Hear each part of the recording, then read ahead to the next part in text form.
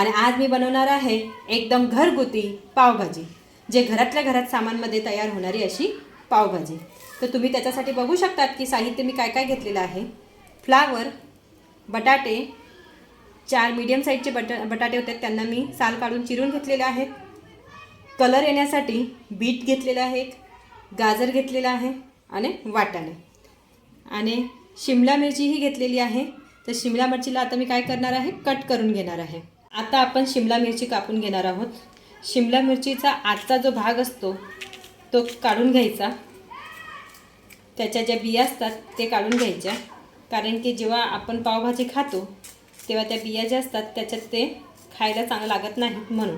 आणि भाजी शिजवतानाच आपण त्याच्यात शिमला मिरची टाकणार नाही आहेत, कारण की त्याला उग्र वास येतो, त्याची स्मेल जी असते ती तशी जाऊन जाते। म्हणून आपण काय करणार आहोत, शिमला मिरचीला छान अशी बारीक चिरून घेणार आहोत आणि तेलामध्ये फ्राय करणार आहोत।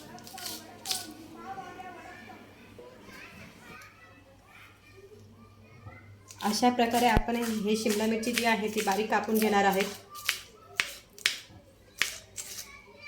शिमला मिरची जी आहे ती आपण फक्त तेलामध्ये फ्राय करणार आहोत। जर तुम्हाला झटपट अशी इन्स्टंट पावभाजी बनवायची असेल तर तुम्ही भाजी जेव्हा आपण शिजवतो सगळ्या भाज्या, तर त्यावेळीसही तुम्ही त्याच्यात भाजींमध्ये ही शिमला मिरची टाकू शकतो। पण मला आता जेव्हा अशी ऑर्डर वगैरे येते त्यावेळेस आपण काय करायचं, अशा प्रकारे शिमला मिरची जी आहे ती कापून घ्यायची आणि तेलात किंवा बटरमध्ये फ्राय करायची। तुम्ही बघू शकता शिमला मिरची जी आहे ती बारीक कापून घेतलेली आहे। त्यानंतर आपण कांदेही कापून घेणार आहोत। तुम्ही बघू शकता की 4 मी मीडियम साईजचे कांदे घेतलेले आहेत आणि 4 टोमॅटो घेतलेले आहेत। त्याचे एक टोमॅटोचे मी 4 तुकडे केलेले आहेत आणि कांद्याचे पण मी अशाच प्रकारे 4 तुकडे करून घेणार आहे आणि चॉपरमध्ये बारीक चिरून घेणार आहे। तुम्ही बघू शकतात की टोमॅटो हे बघा, तुम्ही बघू शकतात की मी चॉपरमधून टोमॅटो जे आहे ते बारीक छान असे चिरून घेतलेले आहेत। चॉपरमध्ये चिरल्यावर काय होतात ते एकदम मस्त बारीक होतात, जास्त जाड राहत नाही, काही नाही। म्हणून मी नेहमी चॉपरमधूनच टोमॅटो वगैरे जे काय आहे ते चॉप करून घेते। आता ह्याच प्रकारे आपण कांदेही चॉप करून घेणार आहे। तुम्ही बघू शकतात की मी हे कांदे जे आहेत ते बारीक चॉप करून घेतलेले आहेत, टमाटरही चॉप करून घेतलेले आहेत आणि शिमला मिरची जे आहे तेही चॉप करून घेतलेले आहेत। आता आपण याला तेलमध्ये फ्राय करणार आहोत। आता आपण एका मोठ्या कुकरमध्ये ह्या सगळ्या भाज्या ज्या आहेत त्या आपण टाकून घेणार आहोत। गाजर, वाटाणे, बीट, बटाटे, फ्लावर, या प्रकारे आपण सगळ्या भाज्या टाकून घेणार आहोत। ह्या भाज्यांमध्ये आता आपण काय करणार आहोत, भाजी बुडेल एवढंच पाणी आपण याच्यात टाकणार आहोत। जास्त पाणी जर टाकलं तर काय होतं, पाणी बाहेर येण्याची शक्यता असते। म्हणून आपण काय करणार आहोत, जेवढ्या भाज्या बुडतील तेवढंच आपण त्याच्यात पाणी टाकणार आहे। त्यानंतर मी त्यामध्ये मीठ ॲड करणार आहे। यामध्ये मी स्वादनुसार मीठ घातलेलं आहे, 1 चम्मच सारखं। त्यानंतर आपण कुकरला झाकण लावून फुल गॅसवरती ठेवणार आहोत आणि 4 शिट्ट्या काढून घेणार आहोत। तुम्ही आता बघू शकता की गॅस चालू करून मी फुल गॅसवरती कुकर ठेवणार आहे आणि 3 ते 4 शिट्ट्या काढून घेणार आहे। आता आपण गॅसवरती कढई ठेवणार आहोत आणि गॅस चालू करून त्याच्यात बटर टाकणार आहे। बटर टाकल्यावर फुल गॅस करायचा आहे, फुल गॅस करून बटर वितळल्यावरती त्याच्यात तेल ओतणार आहोत। आता आपण कढईमध्ये बटर टाकून घेतलेलं आहे। बटर चांगलं वितळल्यावर त्याच्यात थोडंसं आणखी तेल पण ॲड करणार आहोत आपण। ज्याप्रमाणे तुम्हाला जेवढं तेल हवं असेल त्याप्रमाणे तेवढं तेल टाकायचं। चांगलं गरम झाल्यावर आपण काय करणार आहोत, त्याच्यात शिमला मिरची टाकणार आहे। जी बारीक चिरलेली शिमला मिरची आहे ती शिमला मिरची मी त्याच्यात टाकणार आहे।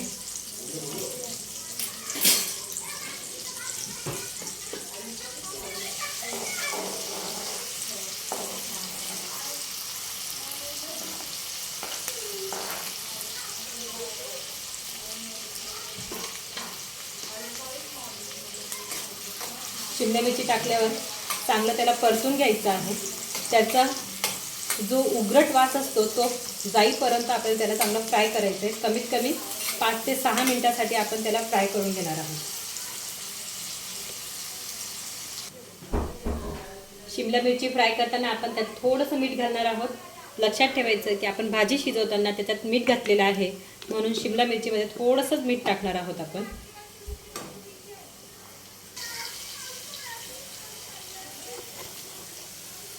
तुम्ही बघू शकतात की आपले हे जे शिमला मिरची आहे ती छान प्रकारे अशी फ्राय झालेली आहे. आता त्यात आपण कांदा टाकणार आहोत. कांद्याला पण तसेच फ्राय करून घेणार आहोत आपण.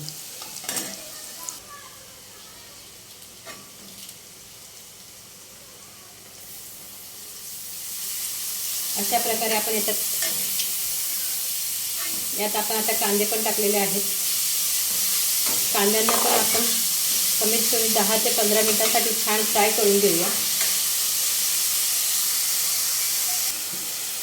तुम्ही बघू शकता की कांदे जे आहेत ते आपले छान असे ब्राऊन झालेले आहेत, फ्राय झालेले आहेत. आता याच्यात आपण टोमॅटो टाकून घेणार आहोत. मी आता याच्यात टोमॅटो टाकणार आहे. त्याला पण कमीत कमी 5-1 मिनिटासाठी छान फ्राय करून घेणार आहोत. तुम्ही बघू शकतात की टोमॅटो टाकल्यानंतर मी याला कमीत कमी 7-8 मिनिटासाठी छान फ्राय करून घेतलेले आहेत. आता हे फ्राय झालेले आहेत. यात आपण आलं लसूणची पेस्ट टाकणार आहोत. आलं लसणाची पेस्ट ॲड करूया. आलं लसूणची पेस्ट टाकल्यानंतर पण आपण त्याला छान फ्राय करून घेणार आहोत. त्यानंतर त्याच्यात सगळे जेवढे पण गरम मसाले आहेत ते गरम मसाले ॲड करूया. तुम्ही बघू शकतात की आपला हा जो कांदा, टोमॅटो आणि शिमला मिरची जी होती ती छान अशी फ्राय झालेली आहे. यात आपण आता सगळे गरम मसाले टाकून घेणार आहे. लाल तिखट, ज्याप्रमाणे तुम्हाला तिखट हवं असेल त्याप्रमाणे तिखट टाकायचं. मी 1.5 चम्मच टाकलेले आहे. धना पावडर, थोडा गरम मसाला. यात मी आता 1 चम्मच सारखं पावभाजी मसाला टाकणार आहे आणि त्यानंतर परत त्यांना छान असं फ्राय करून घेणार आहे, एकजीव करून घेणार आहे की हा मसाला जो आहे तो सगळ्या भाज्यांना लागला पाहिजे. यात मी थोडं पाणी ॲड करून घेणार आहे. थोडं पाणी ॲड केल्यानंतर आपण त्याला परत छान असं मिक्स करून घेऊया. मग नंतर एका साईडने याला तेल सुटल्यावर आपण मॅश केलेली भाजी टाकणार आहोत. तोपर्यंत आपण भाजी मॅश करून घेऊया. तुम्ही बघू शकता की आपल्या भाज्या ज्या आहेत ते छान उकडलेल्या आहेत. तुम्ही बघू शकतात की आपल्या ह्या भाज्या ज्या आहेत त्या छान उकडलेल्या आहेत. त्या मस्तपैकी असे मॅशही होत आहेत. हे बघा. तर आता आपण याला काय करणार आहोत, मॅशरने मॅश करून घेणार आहोत. जर तुमच्याकडे मॅशर असलं तर मॅशरने मॅश करा, नाहीतर ग्राइंडर मशीननेही केलं तरीही चालतं. तर मी आता ग्राइंडर मशीनने त्याला छान असं मॅश करून घेणार आहे. वाफवलेली जी भाजी होती ती मी ग्राइंडर मशीनने छान ग्राइंड करून घेतलेली आहे. तुमच्याकडे जर मॅशर असलं तर तुम्ही त्याच्याने करू शकतात किंवा ग्राइंडर मशीननेही करू शकतात. तोपर्यंत तुम्ही बघू शकतात की आपला हा मसालाही तयार झालेला आहे. आता आपण यात भाजी टाकणार आहोत. आता मी याच्यामध्ये ही भाजी टाकून घेणार आहे. आपण कलर येण्यासाठी याच्यामध्ये बीट घातलं होतं, तर तुम्ही बघू शकतात की भाजीला असा छान लाल रंग आलेला आहे. म्हणजे जेणेकरून आपल्याला वेगळा असं कुठलाही फूड कलर टाकायची गरज नाही, म्हणून मी याच्यात बीट टाकलेलं होतं. सगळी भाजी टाकल्यावर आपण याला आता एकजीव करून घेणार आहोत. छान असं एकजीव करून घेऊया.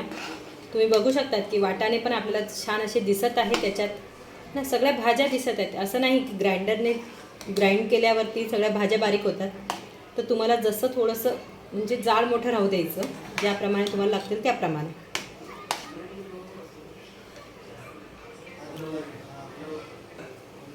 भाजी जर जास्त घट्ट असेल तर तुम्ही त्याच्यात थोडं पाणी ॲड करू शकतात गरम करून.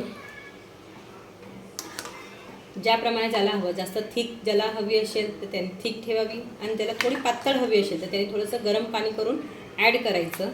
मला थोडी पातळ हवी होती म्हणून मी गरम पाणी करून ॲड केलेलं आहे. त्यानंतर मी या भाजीला कमीत कमी 10 मिनिटासाठी झाकून ठेवणार आहे. कमी आहे भाजीत म्हणून मी थोडं वरून मीठ ॲड करत आहे. तुम्ही बघू शकता नंतर की तुमच्या हिशोबाने चवीनुसार मीठ तुम्ही ॲड करू शकता. जर भाजीमध्ये कमी झालं असेल तर तुम्ही ॲड करू शकता थोडंफार मीठ. आता आपण या भाजीला वरून झाकण ठेवून कमीत कमी 10 मिनिटासाठी मस्त शिजवून घेणार आहे. त्यानंतर आपण वरून छान हिरवी कोथिंबीर टाकून घेणार आहे. तुम्ही बघू शकता आपली ही भाजी छान अशी शिजली गेलेली आहे. त्याचा मसाला जो आहे तो छान सगळ्या भाजींमध्ये मिक्स झालेला आहे. आता आपण याच्यामध्ये काय करणार आहोत, वरून अशी छान कोथिंबीर टाकून घेणार आहोत. ही भाजी अशा प्रकारे तयार झालेली आहे. तर त्यासोबत आता आपण छान पावही तयार करून घेऊया मसाल्याचे. आता याच्यासोबत आपण पाव तयार करणार आहोत मसालेवाले. आता आपला तवा जो आहे तो छान असा गरम झालेला आहे. त्याच्यात आपण बटर टाकणार आहोत. थोडासा भाजीचा रसाही टाकून घेणार आहोत मसाले पाव बनवण्यासाठी. आणि त्यात थोडंसं कोथिंबीर, हिरवी कोथिंबीर असं आपण छान मिक्स करणार आहोत. असं मसाले पाव आपण तयार करून घेणार आहोत. मसाले पाव ही तयार झालेले आहेत. त्यासोबत आपण आता थोडेसे कांदा आणि लिंबू ठेवणार आहे. आपण याच्यात बटरही टाकून घेणार आहे. आता कांदा आणि हिरवी कोथिंबीर.